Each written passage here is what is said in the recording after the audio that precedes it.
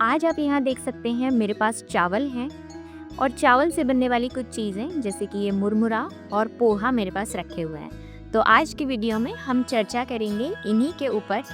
चावल से बनने वाली कौन कौन सी चीज़ें हैं, उनके क्या गुण होते हैं, जो भी पकवान उनसे बनाए जाते हैं उनके क्या गुण हैं, कौन पचने में भारी होता है, कौन पचने में हल्का होता है, किसको दिन के किस समय पर खाना चाहिए, यानी किसको नाश्ते में खाना चाहिए, किसको लंच में या किसको डिनर में खाना चाहिए।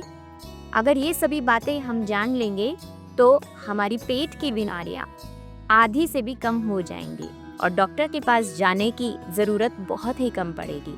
तो चलिए शुरू करते हैं। नमस्कार, मैं हूँ आपकी आयुर्वेद मित्र डॉक्टर सुजाता। सबसे पहले चावल के बारे में एक खास बात मैं आपको बता दूं। चावल की तासीर ठंडी होती है और ये हमारे शरीर में गर्मी को कम करता है, पित्त दोष को कम करता है। तो चावल से बनने वाली जितनी भी चीज़ें हैं वो अधिकतर ठंडी तासीर की ही होंगी। सबसे पहले हम जानते हैं ये जो मुरमुरा हमारे पास है, इस मुरमुरे के क्या गुण हैं। चावल से बनने वाली ये एक ऐसी चीज़ है जो पचने में सबसे हल्की होती है। ये खास करके जी मिचलाना, उल्टी आना, बुखार होना या दस्त होना, इन सभी बीमारियों में बहुत ही कारगर है। जब हमें कुछ भी पचना बंद हो जाए, बार बार उल्टी आ रही हो या बार बार पतले दस्त हो रहे हो, तो इसे सूखा ही, प्लेन ही थोड़ा थोड़ा चबाते रहना चाहिए। ये मल को बांधने का काम करता है, ठंडी तासीर का होता है, तो बुखार के टाइम पर टेम्परेचर को भी बॉडी से कम करता है। साथ ही जिनको बार बार प्यास लगती है बुखार के दौरान, उसमें भी ये बहुत कारगर है। कई बार प्रेगनेंसी में बार बार जी मिचलाना, उल्टी होना जैसी शिकायत महिलाएं करती हैं, उनको भी थोड़े मुरमुरे लेकर के चबाते रहना चाहिए बार बार। इससे उनकी उस समस्या में उन्हें बहुत राहत मिलेगी। कई लोगों को पेशाब में जलन, खट्टी डकार, सीने में जलन होना, ऐसी शिकायत रहती है, उसमें भी ये मुरमुरे आप अपनी डाइट में ऐड कर सकते हैं। इन्हें आप दिन के किसी भी समय पर खा सकते हैं क्योंकि ये पचने में बहुत ही हल्के होते हैं। लगभग खाने के बाद आधा से 1 घंटे में ये आसानी से पच जाते हैं।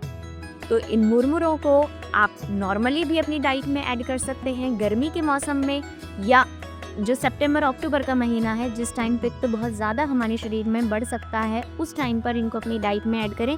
या कोई ख़ास बीमारी है जैसे लूज़ मोशन हो रहे हैं, उल्टी आ रही है, नोज़िया है, ऐसी समस्या होने पर भी आप इन मुरमुरों को अपनी डाइट में ऐड कर सकते हैं। लेकिन ध्यान रहे, इनको प्लेन ही खाएं, इनको ना तो तलें और ना ही इनमें कुछ मीठा मिला करके खाएं, तभी ये उन बीमारियों में असर करेंगे। दूसरी ज़रूरी बात कि इन मुरमुरों से बहुत सारी चीज़ें बनाई जाती हैं, जैसे इन मुरमुरों से भेलपूरी बनाई जाती है, मुरमुरों के लड्डू भी कई जगह पर बनाए जाते हैं गुड़ डाल करके। साथ ही मुरमुरों की खीर भी बनाई जाती है। तो ये सभी चीज़ें भी पचने में उतनी भारी नहीं होंगी, यानी पचने में हल्की होती हैं। जिनको वेट गेन करना है और उनकी पाचन क्षमता बहुत मंद है, डाइजेस्टिव सिस्टम बहुत वीक है, वे मुरमुरों की खीर अपनी डाइट में ऐड कर सकते हैं। या कई बार महिलाओं को माहवारी के समय पर बहुत ज़्यादा ब्लीडिंग होने लगती है, वे भी मुरमुरों की खीर अपनी डाइट में ऐड करें। मुरमुरों के लड्डू भी लगभग ऐसा ही काम करेंगे। अगर शक्कर या गुड़ से बनाए हैं तो वो भी शरीर में ठंडक देंगे, ब्लीडिंग को रोकेंगे, पित्त की समस्या है तो उसको भी कम करेंगे और साथ ही पचने में हल्के होंगे। मुरमुरों से बनने वाली जो भेलपूरी है वो पेट के रोगों में बहुत ही असरकारक है। अगर आपने पहले कोई भारी भोजन किया हो जिसकी वजह से आपको पेट फूलना, गैस बनना, भूख ना लगना, ऐसी समस्या है, तो आप अगले टाइम पर भोजन ना करके मुरमुरों से बनी हुई भेलपूरी खा सकते हैं। इससे ये आसानी से पच भी जाएगा और आपके पेट में हल्कापन भी आएगा। अब हम समझते हैं जो पोहा है वो भी धान से बनता है और उसके गुण क्या है। आयुर्वेद के हिसाब से पोहा जो है उसको पचने में भारी बताया गया है, तो पोहे को हमें हमेशा जो मेन मील है उसी में ऐड करना चाहिए। अक्सर लोग पोहा नाश्ते में खाना पसंद करते हैं, तो नाश्ते में पोहा वही लोग ले जो एक्सरसाइज करते हैं, जिनकी डाइजेस्टिव फायर अच्छी है, उनका हाजमा अच्छा है, उन्हें पेट की कोई बीमारी नहीं है, तो ही पोहा नाश्ते में ले, नहीं तो पोहे को नाश्ते में लेना बंद कर दें। उसे लंच या डिनर के साथ में ले सकते हैं अगर आप चाहें तो। लेकिन जो हमारे छोटे भोजन है जैसे कि नाश्ता या स्नैक टाइम, उस टाइम पर पोहा लेना अवॉइड करें। तो पोहा पचने में भारी होता है, ध्यान रखें। जो मुरमुरे होते हैं वो पचने में हल्के होते हैं, उनको आप दिन के किसी भी समय पर खा सकते हैं और बहुत सारी बीमारियों में भी ये असर करेगा। अब हम समझते हैं चावल से बनने वाली और बहुत सारी चीज़ें जिनको हम हमारी डाइट में शामिल करते हैं। जैसे कि सादा चावल हम बनाकर या तो घी शक्कर के साथ खाते हैं या फिर उसे दाल के साथ भी खाना पसंद करते हैं अक्सर लोग। उसे राजमा या छोले के साथ भी खाया जाता है। तो सादा चावल पचने में हल्का होता है, लेकिन इसे जितनी भारी चीज़ के साथ खाएंगे उतना ही ये पचने में भारी होता जाएगा। जैसे मूंग दाल के साथ ये पचने में कंपैरेटिवली हल्का होगा, छोले या राजमा के साथ कॉम्बिनेशन में खाएंगे तो पचने में थोड़ा भारी होगा। इसी चावल को अगर पुलाव बनाकर खाया जाए तो भी ये पचने में हल्का होगा और पेट में गैस बनना, आफरा आना, कॉन्स्टिपेशन होना जैसी समस्या है तो आप इस पुलाव को अपनी डाइट में ऐड कर सकते हैं। लेकिन ये पचने में बहुत हल्का नहीं होता, इसलिए चावल से बनाई गई कोई भी चीज़, चाहे सादा चावल हो या पुलाव हो, उन सभी को जो हमारा मुख्य भोजन है, जो मेन मील होगा हमारा लंच या डिनर, उसी में ऐड करें। चावल को आप डिनर में ले सकते हैं अगर आपको मोटापा नहीं है तो।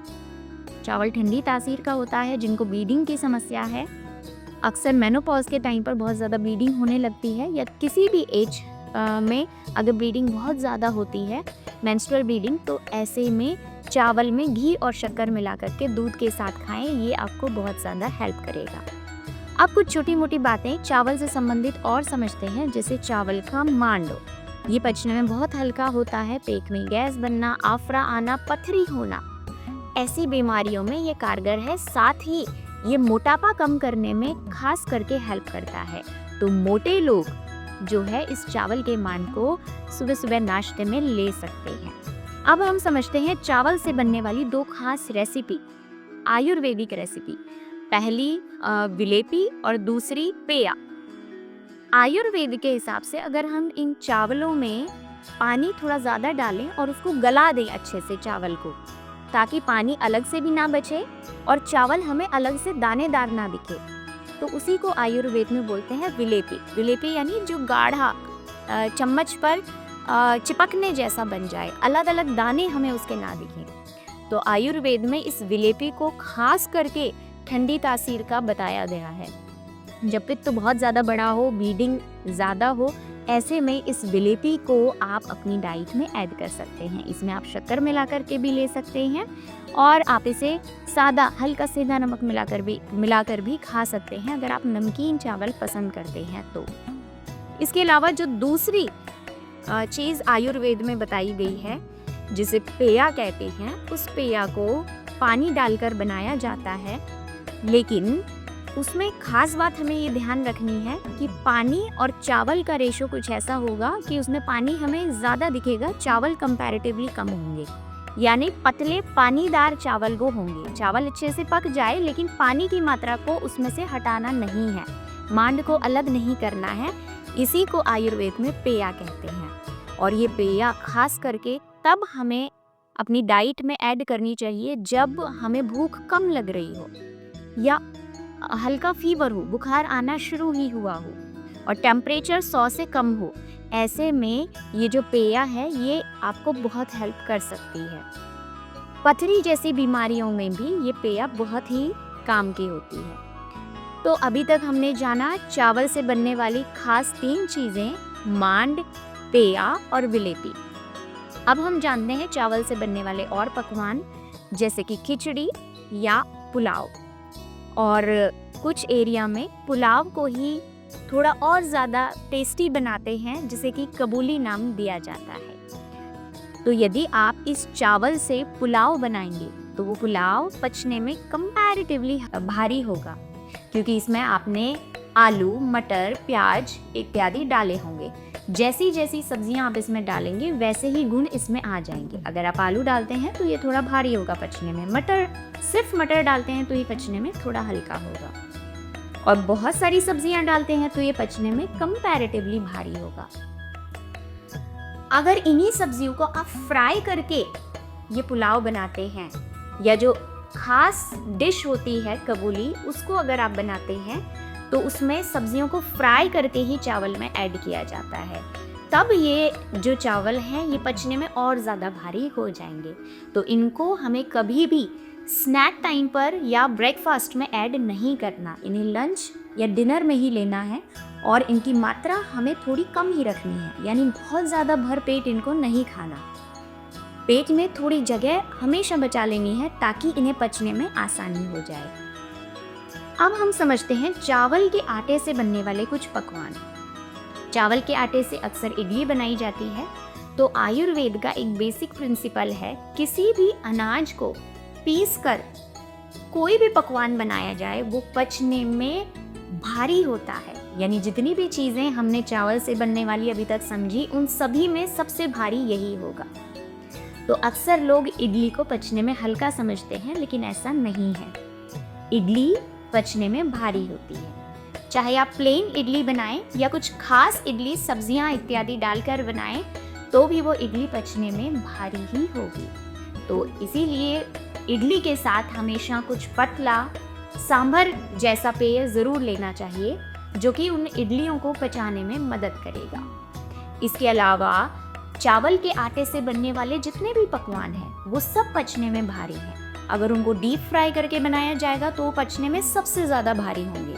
और जब भी आप ऐसे पकवान खाएं तब एक बात ज़रूर ध्यान रखें, जो आपका अगला भोजन होगा उसको या तो आप स्किप कर दें अगर आपको बिल्कुल भूख नहीं लग रही है तो, और अगर आपको थोड़ी भूख महसूस होती है तो बहुत हल्का भोजन सेकंड मील में। ऐसा करने पर चावल के आटे से बने हुए ये जो हैवी पकवान हैं ये भी डाइजेस्ट हो जाएंगे और ये बीमारियां हमारे शरीर में नहीं करवा पाएंगे। चावल से बनने वाले एक और खास पकवान के बारे में हम चर्चा करना भूल गए हैं, जिसे खीर नाम से जाना जाता है। ये भारत की विशेष पहचान है। बहुत सारे लोगों को ये खास करके पसंद होती है और मुझे भी बहुत पसंद है खीर। लेकिन मैं आपको बता दूं कि ये खीर पचने में थोड़ा भारी होती है। इसमें जितना ज़्यादा आप ड्राई फ्रूट्स मिलाएंगे उतना ही ये पचने में भारी होती जाएगी। लेकिन हाँ, अगर इसको मात्रा में खाया जाए, यानी बहुत ज़्यादा ठूस ठूस कर इसे नहीं खाना, बहुत ज़्यादा पेट को नहीं भरना है खीर से। ऐसा करने से खीर खाने के बाद भी आपको कोई समस्या नहीं होगी और इसके भरपूर फायदे भी आपको मिलेंगे। खीर खास करके हमारे शरीर में पित्त दोष को कम करती है, गर्मी को कम करती है और वेट गेन में भी हेल्प करती है। तो खीर चावल से बनने वाला एक विशेष पकवान है। भले ही वो पचने में थोड़ा भारी है, लेकिन चावल को पीसकर उसके आटे से बनाई जाने वाली जितनी भी चीज़ें हैं उन सब से खीर आसानी से पच जाती है। तो ये थी चावल और उसके पकवानों से बनने वाली कुछ खास बातें। मुझे उम्मीद है आज के इस वीडियो से आपको बहुत सारी बातें सीखने को मिली होंगी। इन खास आयुर्वेदिक बातों को फॉलो करके आप हमेशा स्वस्थ रह सकते हैं। अगर आपको वीडियो पसंद आया हो तो लाइक करना बिल्कुल ना भूलें, शेयर ज़रूर करें और साथ ही चैनल को सब्सक्राइब भी कर दें ताकि इसी तरीके के वीडियोज़ की अपडेट आपको मिलती रहे। आज के लिए इतना ही, धन्यवाद।